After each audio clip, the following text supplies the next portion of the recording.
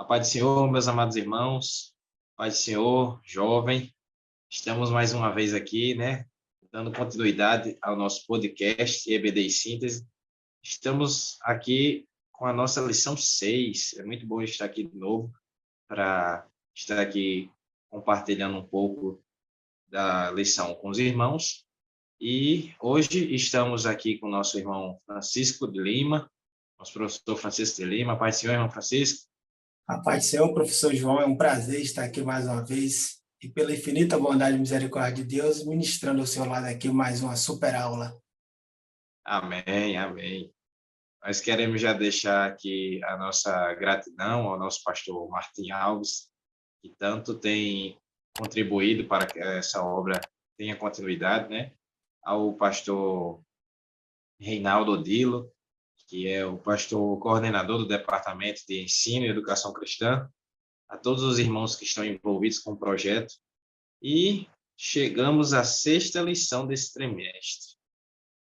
Essa lição ela vai trazendo sempre os textos andando, baseados no tema geral, que é andando em amor, né? E hoje nós vamos tratar sobre o amor não arde em ciúmes. Eita, assuntozinho Super tema, né? É, um assuntozinho interessante de se comentar. O amor não arde em ciúmes. Aí é um assunto bem interessante. De cara, na lição, a gente já tem os textos, logo na primeira página, professor, falando sobre a temática da lição, que é aconselhado que você coloque lá para o aluno, eu tenho uma leitura diária, na segunda, na terça, e são textos muito bons, que já vão embasar o aluno ali para chegar na hora da aula já com um conhecimento bíblico ali sobre aquele assunto da semana. E a leitura bíblica em classe se encontra lá no livro de João, capítulo 3, dos versículos 22 ao 36. E o texto, tema da lição, é os cuidados ou cuidais vós, que em vão diz a Escritura. O espírito em que nós habita tem ciúmes, que é o texto lá de Tiago, capítulo 4, 5. E a gente vai ver exatamente essa diferença. Poxa, como é que o Espírito Santo de Deus tem ciúme da gente? Que ideia de ciúme é essa que Tiago quis trazer? Porque a primeira ideia que nós temos de ciúme é um ciúme meio esquisito, né? O ciúme humano. Mas nós vamos exatamente nessa lição como é que se dá esses tipos de ciúmes, né? Como é que se conceitua. E, como toda lição, nós temos aqui os objetivos, que é estudar sobre os ciúmes e os perigos de arder em ciúmes. Nós temos aqui explicar como vencer o ciúme e abordar o amor como elemento libertador do ciúme. Amém? E nós começamos aqui com o tópico 1, falando sobre o conceito do que é o ciúme. E aí o comentarista vai trazer aqui que o ciúme é conceituado como estado emocional complexo que envolve um sentimento penoso provocado em relação a uma pessoa de que se pretende o amor exclusivo, receio de que o ente amado dedique seu afeto a outrem, ou também conceituado como zelo. E aqui a gente já vê que é o conceito do ciúme humano, que é o que a gente tem muito assim costume de ver, né? Que, por exemplo, todo filho mais velho, quando nasce o seu irmãozinho, tem aquela época ali de ter ciúme. Eu tive ciúme do meu.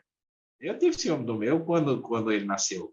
Porque você está lá acostumado a ter a atenção exclusiva só para você. Agora você tem que dividir a atenção. E nesse ponto aí, quando começa a dividir a atenção, aí que você cria o sentimento do ciúme. Que é quando você quer que aquele amor que era dedicado apenas a você e começa a ser dedicado a outrem, esse amor retorne só para você. Aí que está o problema. Porque nessa divisão, nesse sentimento de ciúme, a Bíblia vai nos mostrar vários exemplos que tiveram bem caricatas de pessoas muito ciumentas e as suas consequências, né? por exemplo, no Antigo Testamento, como o comentarista vai trazer aqui, o mesmo termo é utilizado para se referir o ciúme também como inveja e zelo, mas também sempre trazendo a ideia de um sentimento depreciativo, como é no caso lá de Provérbios 27, no versículo 4. Ou também como zelo da pessoa amada, como nos Salmos, vem sempre trazendo aquela questão do zelo da pessoa amada com a pessoa amada. E no Novo Testamento, nós temos esse texto de Tiago, falando, por exemplo, que o Espírito Santo de Deus tem ciúme. Agora me diga uma coisa, irmão Francisco, como é que foi para o senhor escutar pela primeira vez que o Espírito Santo de Deus tinha ciúme? Qual foi a primeira compreensão que o senhor teve? Porque foi um baque muito grande quando eu li esse texto assim, poxa, o Espírito Santo tem ciúme. Eu digo, e que sentimento é esse tão ruim e que o Espírito Santo tem? Como é que foi para o senhor? O que o senhor... Pois é, eu precisei primeiramente entender que o termo ciúme, né, ele é um conceito, ele é um vocábulo, né, que quando a gente vai para o significado dele, ele é muito rico. Daí é o que o comentarista está falando aqui, ele tem o seu significado depreciativo e o positivo. Então, quando eu comecei a entender isso, me tornei ciente do que a Bíblia estava querendo dizer, né? Que eu era precioso, que eu era importante, que eu era morada dele. Então, ou seja, que ele não abria mão de mim, entende? Então, eu como sou morada, eu como aquilo que ele não abre mão, agora eu sei o porquê que ele tem ciúme de mim, né? Ele não quer que eu divida a minha adoração com outro Deus, com qualquer objeto, animado ou inanimado, por exemplo. Exatamente. Eu também tive que Na verdade, fazer esse esse exercício de parar um exercício. pouquinho, tentar entender, pedir para o próprio Espírito Santo me explicar porque que ciúme é esse que ele sentia da gente. Mas aí depois a gente passa a entender exatamente o que vai ser tratado aqui no tópico 2 sobre essa questão de como é que se dá o ciúme, quais são as classificações de ciúme e que ciúme é esse que o Espírito Santo tem da gente, né? No subtópico 2 do tópico 1, traz assim, diferença entre o ciúme natural, o zelo, e o ciúme patológico. E Isso. é O aqui que a doentio, gente né? entra, é o O ciúme ciúme doentio. doentio, né? E a gente vai falar um pouquinho mais na frente, mais detalhadamente, sobre essa questão do ciúme doentio, quando ele começa a se tornar danoso para um relacionamento, por exemplo. Mas ele vai trazer aqui o comentarista, o ciúme natural, que é quando você tem zelo por algo. Por exemplo, tem o irmão Francisco aí, já pode ver que ele gosta de muitos livros, né?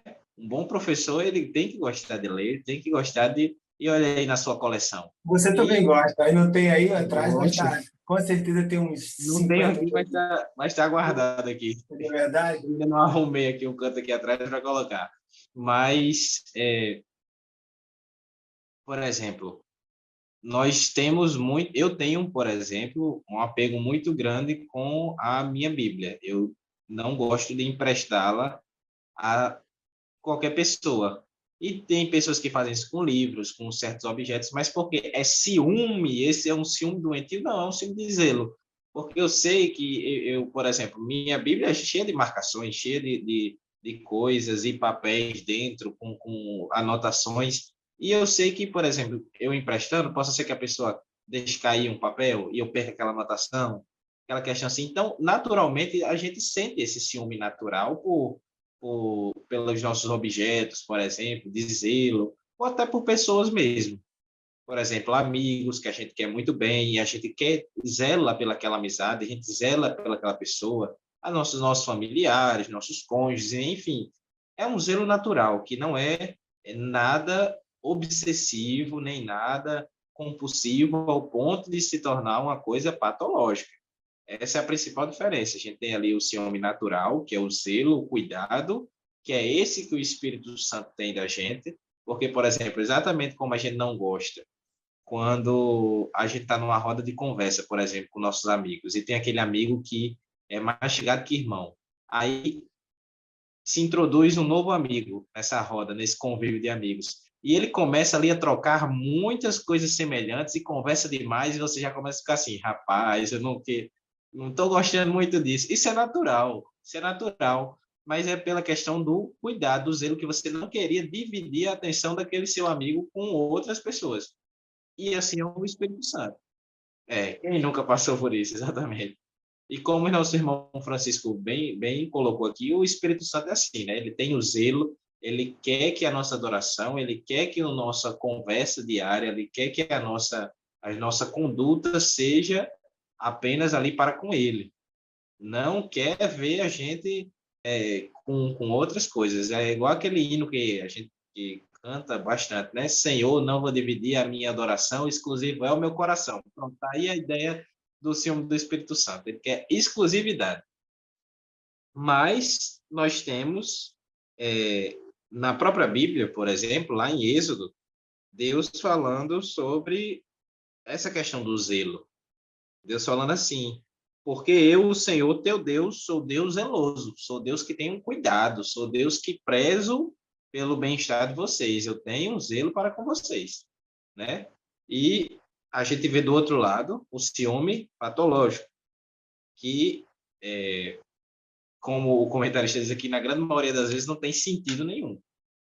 Você se porta de uma maneira obsessiva e tudo mais, só porque realmente você quer que aquela atenção, aquele amor, aquele cuidado, aquele carinho seja exclusivo seu e não quer compartilhar isso com outros. Eu acho interessante que essa ideia de ciúme, de não querer compartilhar aquele afeto com outras pessoas, isso é visto tanto em nós, como também no reino animal. Vocês já viram aqueles vídeos? Quem já criou cachorro, bicho, sabe que bicho é extremamente ciumento, porque é acostumado a receber um carinho, uma atenção, e quando você começa a dar atenção a outra pessoa e não a ele, ele vai lá e judia com aquela pessoa, fica ali, como o pessoal diz, né, reinando, mordendo e tudo mais. É muito interessante. Mas o ciúme patológico, ele é extremamente danoso, danoso mesmo. Quando o ciúme ele começa o ciúme de um sentimento, de alguma coisa de outra pessoa, por exemplo, nós temos o primeiro homicídio. O ciúme pode ser tratado também como inveja. Você vê ali que Caim viu que o seu irmão teve o seu sacrifício aceito e o dele não. E aquilo dali despertou um sentimento muito maligno no coração de Caim, que o próprio Deus disse: Caim, Caim, eu estou olhando o que tem aí dentro. Você cuidado, porque os pecados já porta aí. Se você abrir para ele, vai complicar para o seu lado. Não faça isso não. Então, na hora que o sacrifício de Abel é aceito, de Caim não, a gente já vê um sentimento ali de ciúmes. Poxa, Deus tem o seu queridinho, como a gente tem escutado muito hoje, né? Deus tem os seus prediletos. Mas não existe isso.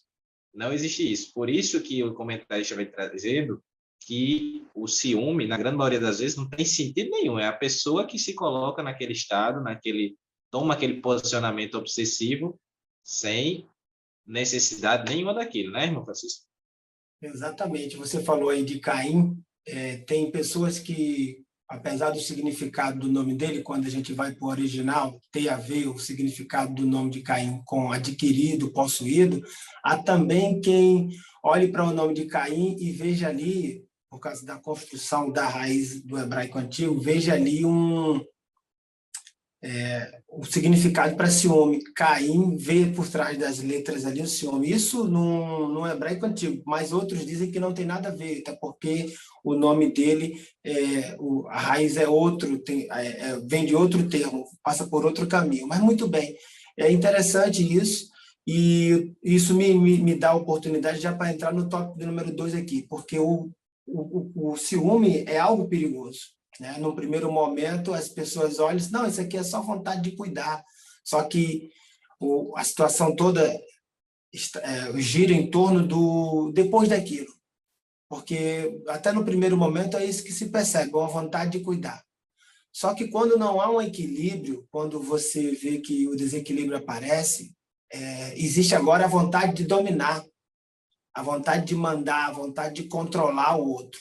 Daí vem as dependências, por exemplo. E é aqui o tópico 2, melhor dizendo, que nós estamos no subtópico 1 do tópico 2. Título aqui do tópico 2 é os perigos, né, de arder em ciúme. O subtópico 1 fala da dependência emocional. Veja bem, então tudo no primeiro momento começa com isso, ciúme, né? Ciúme, uma vontade de cuidar, uma vontade de querer ter aquilo, etc. e tal. E exatamente, só que quando não há um controle disso, desse sentimento, há um desequilíbrio. Veja o que aconteceu então com Abel, o inocente.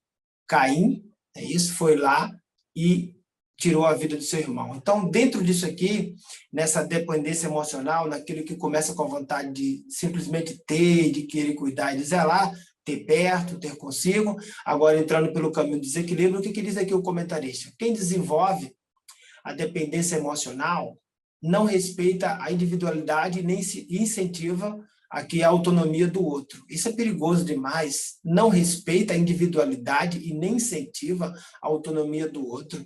Isso aqui deve, no mínimo, nos chamar muita atenção. Às vezes, os professores, vocês que estão nos assistindo aqui, os alunos amantes da IBD, temos exemplos disso aqui pertinho da gente. Aí o comentarista continua aqui, ó, tal dependência é caracterizada. Como é que a gente sabe que existe essa dependência emocional? Como é que de fato, nós percebemos os perigos, esses perigos, quando o assunto é o arder em ciúmes? Porque as consequências, já a gente chega lá. Veja que aqui ele já começa a trazer, ó, aqui, ó, apego extremo a um amigo, familiar, cônjuge, filho, e etc. Isso aqui já pode ser visto. Ele diz aqui mais ainda, aqui, ó, presta atenção, queridos. Ele fala, esse tipo de excesso é mais observado na esfera romântica, no meio dos casais. Quando você olha para os casais, você percebe essa dependência emocional. Nós notamos ali essa vontade de não respeitar a individualidade do outro, essa disposição, né? Na verdade, não se tem uma predisposição em valorizar, em incentivar também a autonomia do outro. Ao contrário, quer sempre ter debaixo das asas. Me permita falar assim sobre o seu controle. É ele que diz, para onde você foi? Você me ligou? Você não me disse que ia a tal lugar. Você foi para aquele lugar, por que está chegando agora? Então, são perguntas assim que, de repente, parece no primeiro momento ser só uma vontade de quem quer cuidar, de quem quer zelar, professor João, mas por trás disso você já nota a palavra domínio surgindo. Aí ele fala assim, ó, embora possa ocorrer também na relação entre mãe e filho. Se no primeiro momento você vê muito isso nos casais, isso também está presente no mundo dos pais. Isso é algo muito do dia a dia da mãe e do pai. Ela cria, ela coloca o filho no mundo, ele coloca o filho no mundo, só que esquece que ninguém coloca os filhos no mundo para viver eternamente dentro de sua casa. Eles precisam sair com sabedoria, lógico, né? Estamos falando com um público aqui que sabe escolher, que escolhe bem porque pede a Deus a direção. Então, mas os pais, até os cristãos, os pais crentes, quando fazem, né, formam os seus filhos, formam eles para eles lá na frente andarem, né, segundo as suas próprias escolhas. Vai ter um momento que eles precisam ir a tal lugar, tal, e essa superproteção, esse controle demasiado, essa vontade de dominar, vai atrapalhar aquela pessoa, até que vai chegar um ponto que isso pode ser muito prejudicial. Então, assim, essa dependência emocional é muito vista, né, incentivada até, e eu tenho isso como incentivo, né, porque vai para a mídia, a gente vê no cinema, a gente vê divulgado, a gente vê ali nos informativos, a gente vê nos jornais, a gente vê em obras clássicas, como, por exemplo, aqui, o comentarista cita aqui, Romeu e Julieta. Ele chama de tragédia. Entende? Ele chama de tragédia, e os irmãos sabem, assistir já essa encenação e sabem o quanto que é trágico a história de Romeu e Julieta. Então, ou seja, ele fala que em um relacionamento saudável, a felicidade não pode estar baseada, professor João, exclusivamente no outro. Então, nós como cristãos, professores, isso aqui também é uma oportunidade de ouro, né? E a gente fala sobre isso toda a aula, porque toda aula é um presente de Deus, é uma oportunidade, é um privilégio, é aquilo que Deus está nos dando de mudar a vida, o destino de muitas pessoas. Quem sabe você não conseguiu até agora, mas é exatamente nesta aula, quando você estiver ministrando e disser assim, ó, em um relacionamento saudável, a felicidade não pode estar baseada exclusivamente no outro. Tem muita gente dizendo, eu só vou ser feliz se você me deixar fazer você feliz, se você estiver do meu lado para eu ser feliz. E há pessoas que estão aí, né, até hoje, sem, de fato, professor João, ter escolhido Jesus. Elas estão no ambiente onde muitos estão adorando Jesus, mas elas não têm ainda um amor, né, assim, um relacionamento verdadeiro, uma intimidade com o Senhor. Por quê? Ela está na igreja porque o seu amor está lá. Mas que amor é este? Veja que a dependência aí, ela é totalmente emocional e ela está voltada para o quê? Para aquele, para aquela que, acima de tudo, ou melhor, abaixo de tudo, né? Ou, no pior de tudo, a ser informado aqui, é homem, é ser humaninho igual a ele, igual a ela, não pode fazer nada de diferente, especial por ele, por ela. E quando a decepção bate, João, quando a decepção bate, a quem recorrer? Aí o comentarista está aqui, tratando isso como perigoso, e diz, olha, a Bíblia nos relata que podemos encontrar felicidade plena, não é no namoro, não é no cuidado do pai, não é, porque isso tudo é sadio. Até um certo momento, essa proteção que o pai nos concede e a mãe também, ela é sadio, só que quando ela vem a superproteção, aos 28 anos de idade, isso acontece como se tivesse aquele adulto, 8 anos de idade, aí está o perigo. Entende? Aí está o perigo e você não vê os pais ensinando um desenvolvimento, um relacionamento desse para com o divino. E aí está o perigo. Então, por que o perigo? Porque felicidade plena mesmo somente em Deus. E aqui ele cita Filipenses 4, versículo 4 e o 5, e João 15, 11. Eu vou ler aqui o João 15, 11, que diz assim, ó, tenho-vos dito isso para que a minha alegria permaneça em vós e a vossa alegria seja completa. Veja, somente Jesus pode fazer isso. Ter isso e apresentar, professor João, isso, né, como uma novidade de vida, como algo completo, como aquilo que ninguém consegue, de fato, sequer trazer algo através de um sentimento comparável. E aqui no subtópico de número 2, quer falar alguma coisa, professor João? E sabe, João Francisco, antes de entrar no subtópico número 2, essa questão do próprio exemplo do comentarista falando sobre Romeu e Julieta. Romeu Será e que ninguém Julieta. se questionou? Será que ninguém se questionou por que Romeu não usou o raciocínio dele? Porque ele encontrou lá Julieta caída no chão. Não verificou pulso, não viu o que estava no frasco, não viu se ela estava respirando, nada. O amor dele era tão cego e doentio que ele só fez pegar o frasco de veneno e fazer a mesma besteira que ela estava encenando ali que ia fazer. E ela, quando vê o seu amado ali morto, ela é mais esperta, porque ela vai lá e confere se ele realmente está morto e se ele tomou o veneno. E aí ela vai e comete a mesma coisa. Então é uma tragédia que você pensa, poxa, olha o nível de cegueira que um via no outro ali, que tirou completamente a capacidade de raciocínio de ambos na hora de fazer no decorrer da história, né? E aí que a gente entra nesse subtópico 2, falando sobre relacionamentos abusivos, porque às vezes, tanto quando um pai e um filho, uma mãe, um filho, ou um casal, tem muito essa questão do amor obsessivo, essa figura da pessoa está do seu lado ali, isso cria uma coisa totalmente doentia. É isso que cria. Porque, por exemplo, o próprio Jesus disse, rapaz, se você, não dizendo para desobedecer pai e mãe, mas tem até um versículo que Jesus diz, se você não aborrecer o seu próprio pai, a sua mãe, por amor de mim, você não é digno de mim. Então, é uma questão tipo, de que o amor, como já foi dito pelo comentarista muito bem pelo senhor, o amor pleno é encontrado em Deus. Então, esse é um assunto muito pertinente para os professores comentarem com seus jovens que nessa idade estão ali com os hormônios aflorados, a flor da pele, querendo iniciar um namoro, alguma coisa assim, e toda essa questão precisa ser bem conversada, bem discutida, exatamente para não acontecer situações como essa que é descrito no tópico 2, relacionamentos abusivos, e que dá continuidade na relação abusiva no subtópico 3, né? Exatamente. O que acontece? Eu estava pensando aqui comigo, professor João, o que acontece? Você sabe que criança não nasce preconceituosa. Não nasce. Eu fico perguntando por que uma criança de 9 anos de idade ela chega na escola, 8 anos, 7 anos de idade, e já se percebe algo parecido, comportamento parecido com um dos pais. Às vezes eu conheço crianças aí com 10 anos de idade que elas reproduzem, elas usam com perfeição o método reprodutivista. Elas já têm uma ideia de controlar a amizade que ela tem.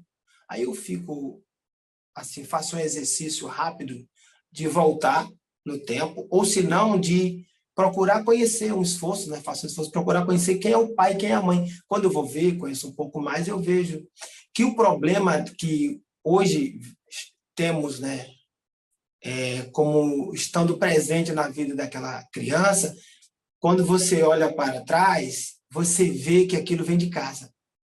Aqui está o problema, porque o relacionamento que é abusivo, que nasce em casa, é reproduzido na escola, na faculdade, chega no casamento e aquilo vai passando.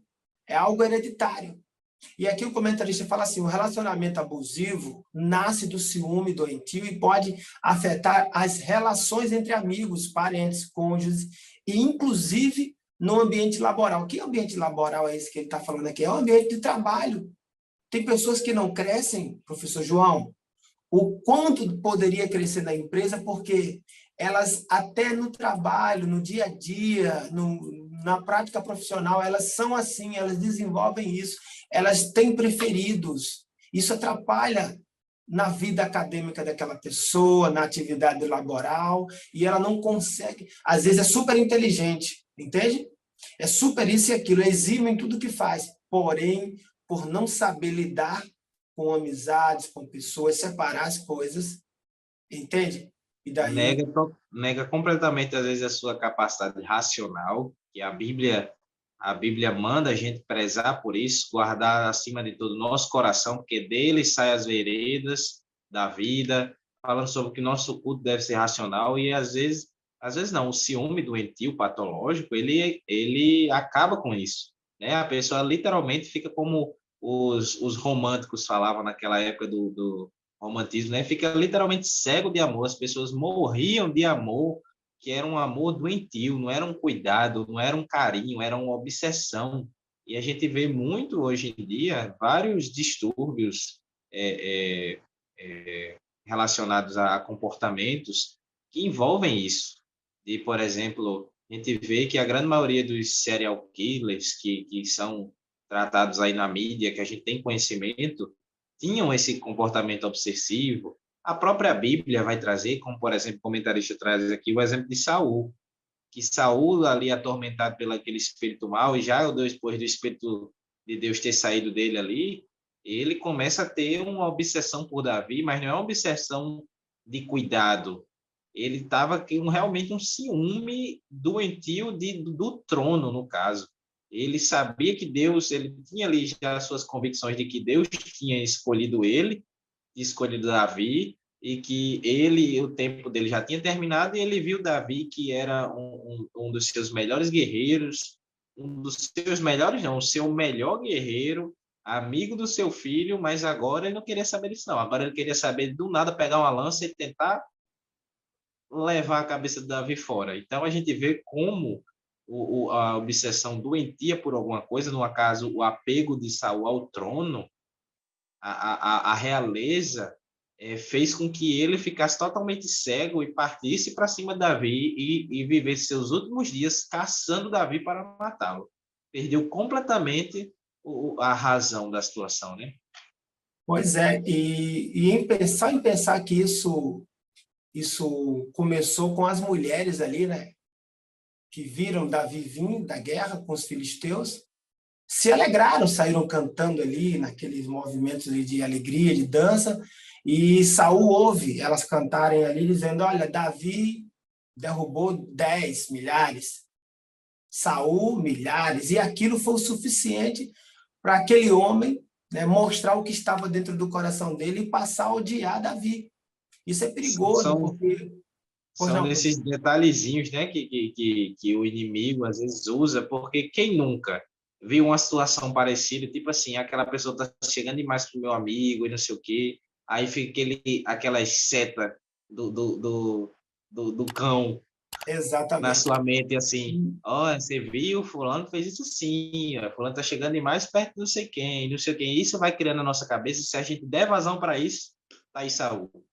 E como nós somos um povo, né, que temos uma visão espiritual, isso precisa ser logo notado. Por quê? Porque atrapalha a obra. Nós estamos numa guerra, ela é espiritual.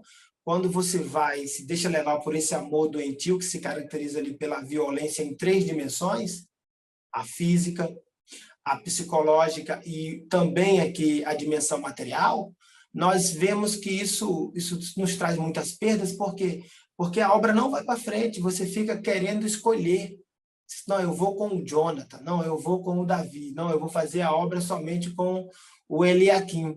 Eu começo a selecionar as amizades, porque eu me dou bem com o Eliakim. Não, meu melhor amigo é o João, não, não, é o irmão Felipe. Então, ou seja, isso vai atrapalhando, esse sentimento vai. Olha, não podemos esquecer, acabamos de citar. Lembre do que aconteceu com Saul, que vinha acontecendo com ele, mas Davi o amava. Davi queria o bem dele, teve a oportunidade até de o matá-lo e não escolheu, não foi por esse caminho, ao contrário. Né? Ele até cortou a orla ali do vestido, mas foi a Saul, gritou dentro da caverna quando ele se levantou saindo, dizendo, mostrando para ele que ele estava ali para ser servo, não era para ocupar a cadeira dele. Mas desde o dia que as mulheres começaram a cantar, a dizer que Deus foi com Davi, fazendo ele derrotar 10 milhares, isso já despertou ali uma desconfiança, um ódio, uma preocupação para com Davi. Então, ou seja, isso aí tem tudo a ver com o que a gente vai falar agora aqui, professor João, efeitos da relação abusiva. Eles aqui, o ciumento doentio, aqui, ó, pode trazer uma série de prejuízos à vida da pessoa amada. Então, às vezes, a gente não nota, mas esse ciúme doentio é exatamente isso que já está acontecendo em muitos corações, em muitos lugares. Traz prejuízos. E é interessante a gente pedir a Deus para nos mostrar, porque isso não é fácil, notar. A pessoa que está ali usando a outra, né, como seu objeto, tendo como objeto de desprezo, sendo sua vítima, não nota muitas vezes que está fazendo isso há muito tempo. E isso começa com pequenas ações.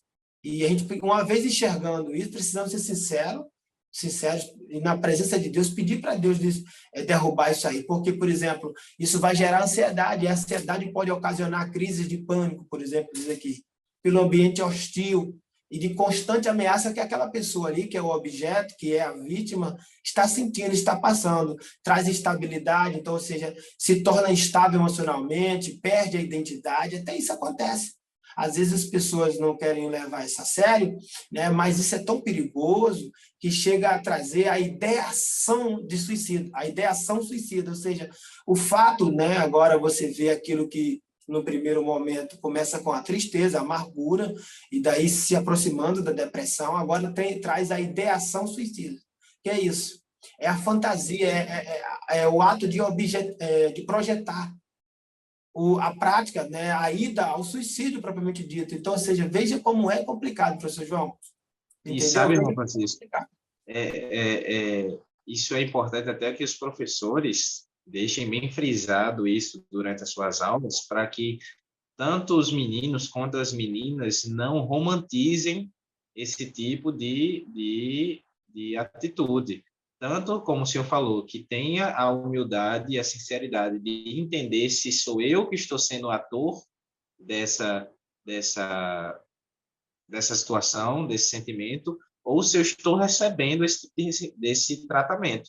E isso não deve ser romantizado, pelo amor de Deus. A época do romantismo fazia muito isso, que você morria por amor, você matava por amor, mas hoje não existe esse tipo de coisa. O pessoal até E era brinca tido como assim, herói, né? eu acho tão bonitinho, que ele é tão ciumento comigo, até a criatura aparecer no patrulho da cidade, misericórdia. Misericórdia, Jesus. Mas é o que a gente tem visto muito isso nos noticiários, é que pessoas por ciúme, tanto as mulheres quanto os homens, acaba gerando, como o próprio comentarista diz, que não raramente o indivíduo ciumento pode chegar ao ponto de cometer até um assassinato. Até um assassinato. Então, para Em ver nome como o do amor, né? ciúme, Em nome do amor. exatamente, para ver como o ciúme é uma coisa extremamente diabólica, quando ele se Por torna que um você ciúme matou? Por que você matou? obsessivo. Porque eu não queria ele com ninguém. O João, o professor João, ele era meu Olha aí, amigo e eu amava ele, a nossa amizade desde criança, isso e aquilo. Em nome do amor, eu fiz isso. isso é uma coisa terrível, terrível. E é exatamente trazendo essa problemática que agora o comentarista ele vai trazendo no tópico 3 de como você supera esse ciúme. Porque, querendo ou não, o ciúme, a gente já disse aqui, é uma coisa natural. A gente só não pode deixar que ele vire uma obsessão e se torne patológico. Então, no primeiro tópico aí, a gente vem aí, ó, exerça o domínio próprio e a paciência. E aqui a gente traz logo no título, domínio próprio e a paciência. Uma vez eu pedi paciência, eu estava dizendo, falando com o meu líder de mocidade, dizendo que eu precisava de mais paciência. Ele disse: ajoelha aqui que a gente vai fazer uma oração por você. Ele começou a orar por mim, ele disse assim: Senhor, mande mais tribulação para a vida de João, porque ele está tendo pouco, que ele está dizendo que precisa de mais paciência, porque a tribulação que vai gerar a paciência de rapaz, agora você me colocou no estreito. Mas é verdade, né? E assim, o domínio próprio e a paciência, eles vêm exatamente quando você exerce muitas coisas que o Espírito Santo nos permite exercer. Por exemplo, o próprio domínio próprio faz parte do fruto do Espírito. Então, se a pessoa está ali sendo guiada pelo Espírito Santo, ela tem o fruto do Espírito, do domínio próprio, da temperança, de você ter o autocontrole para você não agir por impulso. Quem age por impulso são os animais que agem por instinto. Nós somos seres racionais. Deus nos fez assim e quer que nós nos mantenhamos assim. Então, o comentarista ele vai dizer aqui que o gatilho do ciúme é ativado naturalmente, certo? É naturalmente. Só que aí vai acontecer um processo neurobiológico em que os níveis de cortisol, olha aí, porque Bíblia também é ciência, quem diz que não é, mas olha isso, seria uma informação muito interessante para se colocar no quadro, as moléculas. Eu falo assim porque eu sou farmacêutico, por isso que eu fico doidinho com essas coisas. Mas, ó, os níveis de cortisol, que é o hormônio do estresse, ele vai aumentar, podendo se tornar um sentimento quase que incontrolável. Olha aí. Mas como é que você exerce isso? Tenta, na verdade, superar isso. Aí agora ele traz aqui que a palavra de Deus nos orienta contra a impulsividade. Está escrito: como a cidade derribada que não tem muros, assim é um homem que não pode conter o seu espírito. Olha aí como você acha que é o totalmente contrário. A pessoa acha que por ser uma pessoa muito impulsiva, por ser uma pessoa que não consegue controlar ali o seu ímpeto, ele é uma pessoa mais forte, é uma pessoa mais dura, mais rígida, mas a Bíblia diz que isso é uma fragilidade imensa, porque você tanto está sendo frágil espiritualmente para que o inimigo ele tenha mais propriedade, mais vazão para agir naquela situação, como também quando você faz isso, você fica vulnerável fisicamente, porque se você ficar cego com aquela situação, seus sentidos não vão funcionar mais para nada, só Uma para aquilo cidade dali. sem muros, né, João? Desprotegida, todo mundo entra, Pois faz é, o que olha, quiser. olha aí, imagina aí uma cidade totalmente desprotegida. Totalmente desprotegida. Assim é um homem que não consegue controlar o seu ímpeto, controlar ali o seu espírito. E isso vem muito exatamente do que já foi tratado aqui sobre a questão do tópico 2 ou do subtópico 2 do tópico 3. Vai falar: reconheça e avalie os seus sentimentos. Bote na balança. Se o sentimento que você sente pelo seu próximo ele é o sentimento como Jesus manda você ter. Jesus manda amar a Deus acima de todas as coisas, sobre todas as coisas, com todo o nosso entendimento, com todo o nosso ser, com tudo que a gente tem, amar a Deus. E ele manda também, semelhante ao amor que a gente sente por Deus, a gente amar o nosso próximo. Mas o amor que a gente sente por Deus não é prerrogativa para você dizer que justificar a sua obsessão pelo próximo é um sentimento totalmente diferente. Um não tem ligação com o outro. O amar a Deus com amar o próximo obsessivamente. Você tem que amar o próximo, sim.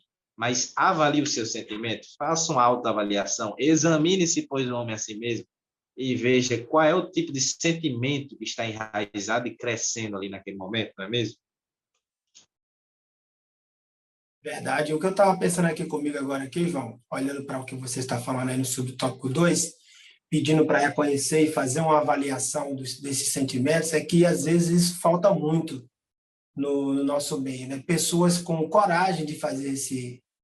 E também é um exercício de fazer de entrar nesse carro e voltar um pouco no tempo. Dá tipo que uma marcha ré e só parar naquele lugar, naquele local onde ela vai ter condições de reconhecer que tudo isso que está acontecendo com ela se dá no primeiro momento já pelo fato dela não estar amando ao Senhor como deveria amar. Eu já conheci pessoas que confessaram isso, que estavam na igreja durante muito tempo, que estavam fazendo a obra de Deus durante muito tempo, não era, olha que isso dói, isso machuca, não era simplesmente por ter sido conquistada, por ter sido tocada pelo Espírito do Senhor, mas estava ali por causa de alguém. Entende como isso é ruim? Entende como isso é negativo? Então, assim, e daí eu disse, então, esse relacionamento todo que vocês têm, não, eu estou aqui, vou ser mais direto. Pode falar, meu irmão, é por ciúme. Isso é perigoso, porque o ciúme patológico é o que está dizendo aqui sobre o tópico 2 do tópico 3. É inerente ao ser humano, ok? E possui uma linha tênue com a inveja. Aí é um perigo, porque o ser humano em si, né, a gente vê isso muito próximo, essa oportunidade que tem o ciúme natural, que está presente, e o ciúme patológico ali, que também está presente, ele pode ser startado a qualquer momento.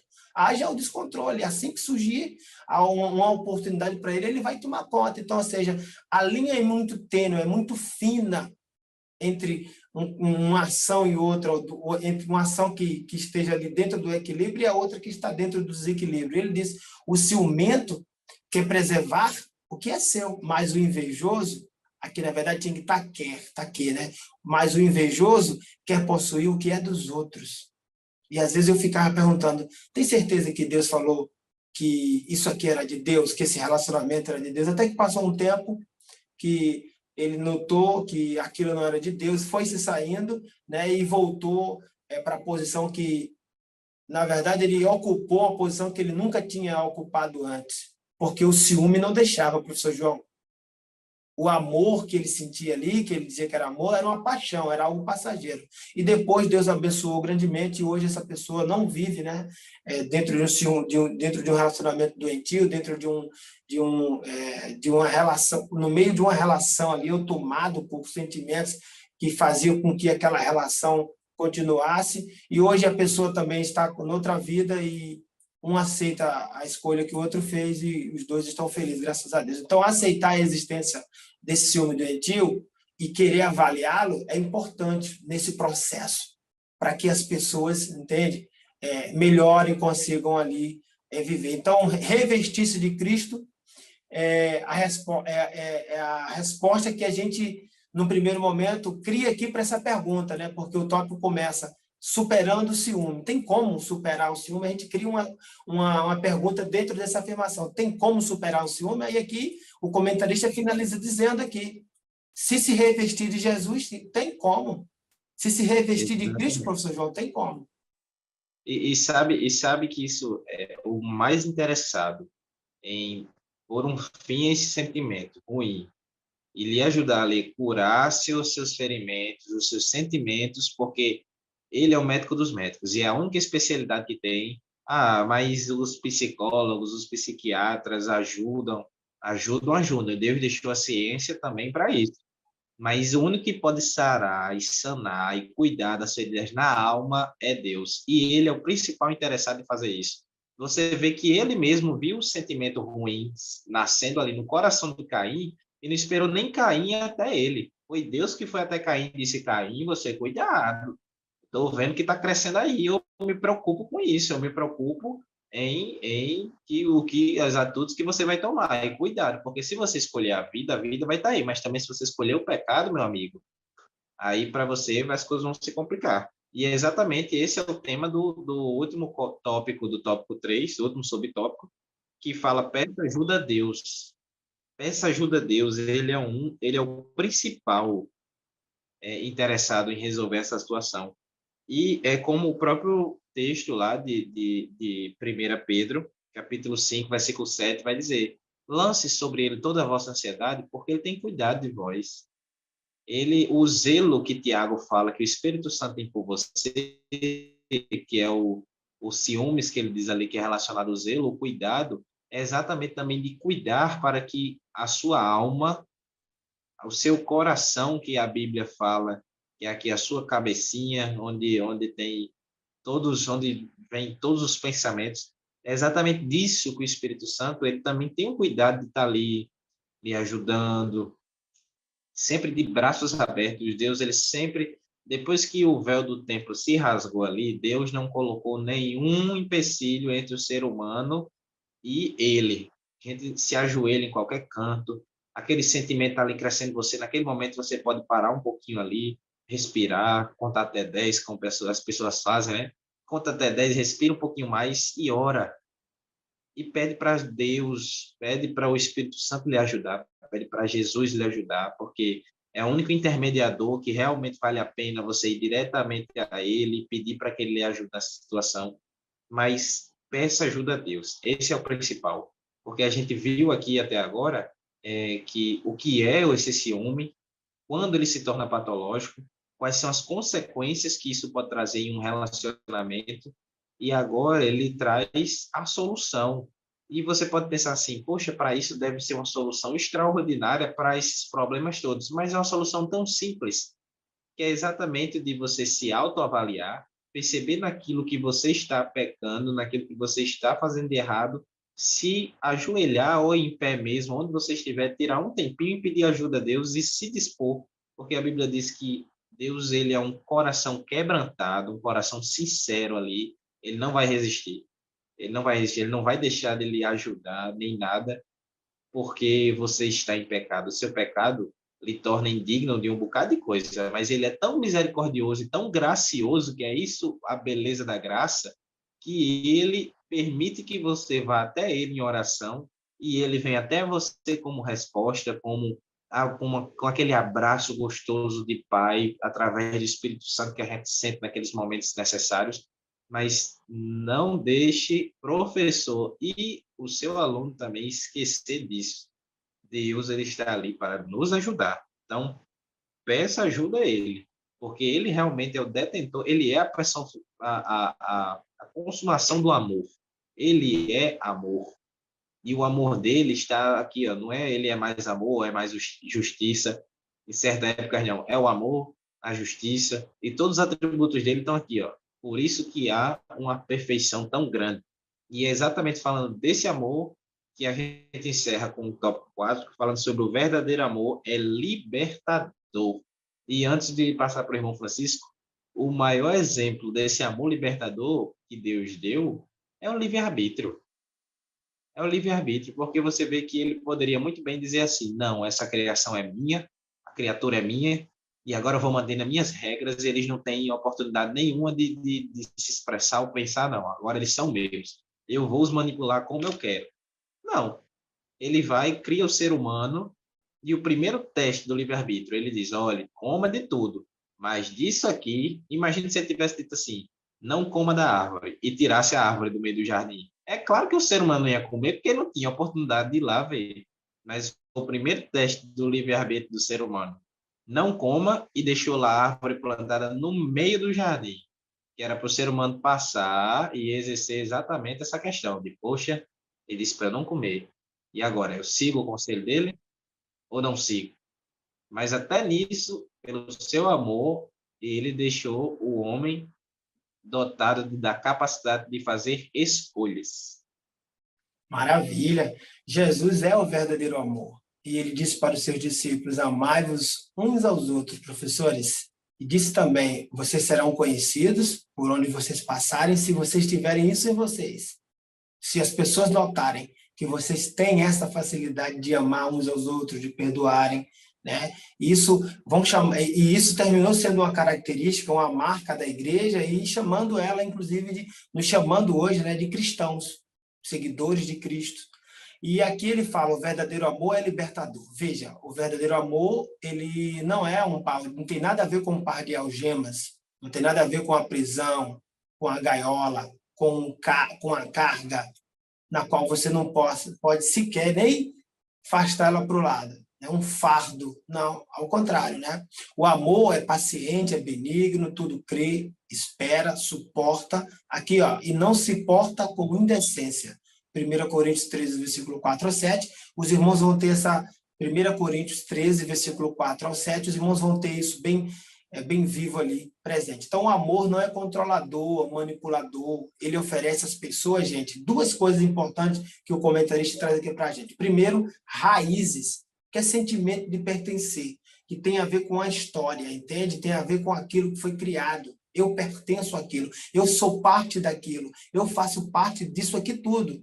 E segundo, ele traz asas, que tem a ver com liberdade, que é justamente aqui o que o professor ensaiou aqui, antes da gente entrar aqui no último tópico aqui da lição. Então, ou seja, o livre-arbítrio, o Senhor é isso, liberdade. Ele podia muito bem ter dito, como o professor João falou, olha, eu fiz vocês, então vocês vão viver assim, eu vou colocar um chip em vocês e vou controlar vocês à distância, mas ao contrário. Não foi assim que Deus fez. Como eu disse aqui já na aula passada, Deus não nos constituiu andrógenes, máquinas, ao contrário. Não foi isso que ele fez. Né? Ele nos deu liberdade, só quer que a gente haja com sabedoria, e ele nos deu um manual. Hoje nós temos aqui a Bíblia Sagrada para conduzir a nossa vida. Então, o ciúme aprisiona, olha aqui, gente, que interessante, pelo medo cego de perder alguém. É exatamente isso que acontece. Então, o amor não arde em ciúmes, pois o amor liberta. Não tem nada a ver com algemas, não tem nada a ver com gaiola. É liberdade. É uma história. Tá? Tem pessoas que, infelizmente, né, deram cabo da sua vida por causa desse amor doentio. Mas aqui, veja, tem a ver com sentimento de pertencer, de você começar algo, né, viver aquilo que faz parte ali da metade do processo, do que está no meio do processo, e chegar no final da história, dizendo, eu pertenci àquilo, eu fiz parte daquilo, eu sou parte, né, daquilo tudo ali, eu conheço, sei narrar, sei falar, vivi, tenho como passar. Então, Jesus, aqui o comentarista finaliza dizendo, aqui, com seu imenso amor, nos libertou das prisões do pecado. É isso, exatamente isso aqui, concordo plenamente. Ele se manifestou para desfazer as obras do inimigo das nossas almas. Ele se manifestou para nos libertar, não foi para nos aprisionar. Então, se você está num relacionamento onde você se sente preso, seja com quem for, se não deixam você viver, se você não se sente como um partícipe, né, uma partícipe da história, daquilo, do contexto todo, é alguém que se sente usado, e nunca alguém que escreve, que participa no sentido de alguém que está ali como a parte principal da história, sempre alguém que é controlado, sempre alguém que parece que não tem vida própria. Isso não é amor. Isso não é amor. Então, aqui, veja que parte linda aqui, né? Eu vi aqui como nós começamos a lição, João capítulo 3, versículo 22 ao 36, narrando ali, né, o texto bíblico aí narra a história dos discípulos de João Batista, que tomam nota, né, passam a saber que Jesus está fazendo, está operando, e o que Jesus faz, opera, chama muita atenção, e João agora fica em segundo plano. E eles vão olhando, os discípulos de João Batista ficaram com ciúmes. Veja aí.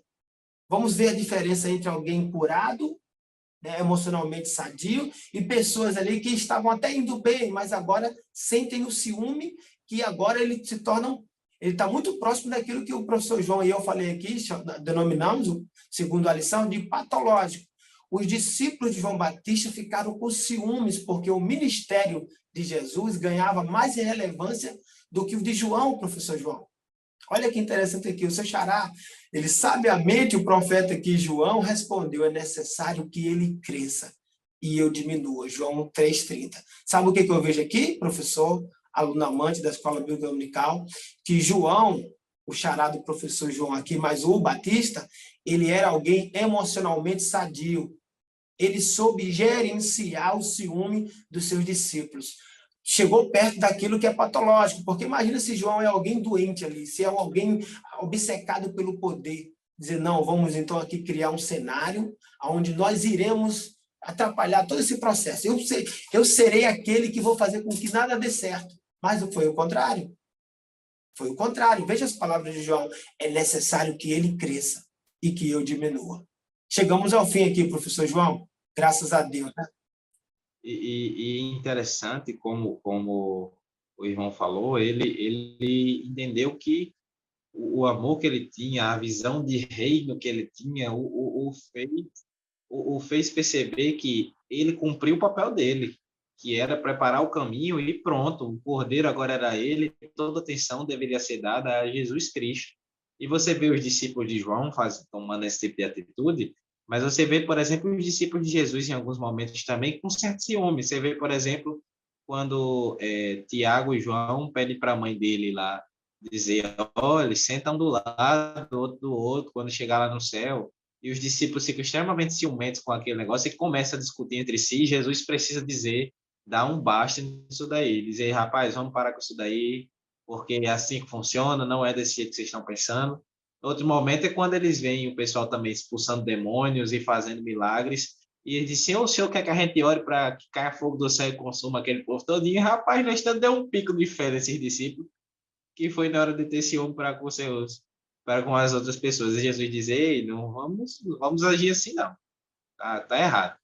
Jesus, em momento nenhum, incentivou nenhum dos seus discípulos a ter um zelo obsessivo pela obra, porque isso poderia causar uma coisa muito maliciosa no ministério dos discípulos, né? Você vê, por exemplo, Paulo, muito zeloso para com o modo de se portar durante as suas viagens missionárias, quando João Marcos decide voltar, retroceder na primeira viagem, na segunda, Paulo, um homem tão assim, que falou tanto sobre essa questão da paciência, do domínio próprio, agora tem ali uma discussão com Silas, exatamente porque Silas queria levar João Marcos, mas ele não aceitava de jeito nenhum, porque João Marcos tinha já retrocedido numa outra viagem. Então, o zelo pelo aquele momento ali, de zelar para que dali fosse feito tudo bem direitinho, acabou desvirtuando um pouquinho ali o apóstolo Paulo. Mas lá na frente você vê o Espírito Santo agindo no coração de Paulo, e ele dizendo assim, já quando ele já estava perto de ser executado, ele dizendo, olha, traga-me os pergaminhos, traga fulano de tal, e entre eles traga João Marcos, porque ele é extremamente precioso e importante para mim. Então, o ponto é esse. Nós vimos sobre o ciúmes, vimos o quão danoso ele pode ser, nós vimos estratégias para contornar a situação, para a gente superar o ciúme, e vimos também que apenas em Deus e no amor verdadeiro, que é em Jesus Cristo, que é o que a gente encontra em Deus, é que a gente consegue resistir a essa tentação do ciúme e não caindo na besteira de criar um sentimento que é exatamente o próximo capítulo. No próximo capítulo vocês vão ver um pouquinho aí, ó, dando um pouquinho de spoiler. O amor não é invejoso. Então, quem tem ciúme doentio acaba tendo inveja do seu próximo. E interessante, a gente, para terminar nossa fala, vem sempre nos tópicos da nossa lição, um tópico chamado assim, conheça os seus alunos. É extremamente importante que o professor ele tenha esse relacionamento com seus alunos dentro de classe, conheça um pouco como é que é a vida deles, tenha um relacionamento com eles que não seja apenas de aluno, professor e sala de aula, mas procure ali sempre estar interagindo com seus alunos e exatamente reconhecer, entender, saber quais alunos, porque professor que tem conhecimento da sua classe sabe qual é o aluno que tem um pouquinho mais de ciúme, que é um pouquinho mais dificultoso de se trabalhar, qual é o aluno mais desenrolado, qual é o aluno. A gente tem essa noção, então é muito importante que você conheça os seus alunos, saiba quais são as dificuldades que eles passam num relacionamento com seus pais ou no relacionamento com um namorado, com a namorada, para que você seja um canal de Deus de bênção na vida desses alunos. Mas, cuidado, é necessário que ele cresça e a gente diminua. De maneira nenhuma, O amor, ele não pode suspeitar mal do seu próximo. O amor, ele não pode ser invejoso. O amor não pode ser doentio. Amém? Amém. Deus abençoe a todos aí em nome de Jesus. E é isso, né? Procuremos, então, aí, cada dia nos tornarmos mais parecidos com esses modelos bíblicos aí, Paulo, como o professor João falou, né? O João Batista, Jesus Cristo, principalmente Jesus, porque se agirmos assim, como alguém que de fato é saudável, espiritualmente saudável, não tem essa questão do amor doentio, patológico, né? E a gente vai, com certeza, melhorar muita gente. Seremos o antídoto, né? A solução para muitos problemas, porque o que falta é isso hoje, pessoas com condições, professor João, de apaziguar, de resolver, entender já inicialmente que o remédio é um diálogo, é isso, o diálogo é um remédio para todas as coisas, isso é o que falta. João Batista, ele foi cirúrgico, ele colocou um ponto final na história, não foi um ponto vírgula. Então, que Deus abençoe todos em nome de Jesus e boa aula a todos. Amém. O próprio Jesus, sendo Deus, não teve por usurpação ser igual a Deus. Olha aí que ensinamento fenomenal do nosso mestre, né? E, enfim, chegamos ao término da nossa aula. Só temos a agradecer a Deus por mais esse momento que ele nos proporcionou de estarmos aqui falando sobre essa lição 6. Continue aí no nosso canal aí da EBD Síntese Podcast. Se inscreva no canal, deixe o seu joinha aí no vídeo, porque isso vai ajudar bastante o canal a crescer. Compartilhe com seus amigos professores, com seus amigos, com seus alunos também, caso queiram, porque a fé vem pelo ouvir e ouvir a palavra de Deus. Então, estamos muito gratos a Deus e até o nosso próximo encontro. Fiquem com Deus, a paz do Senhor e boa aula. A paz do Senhor.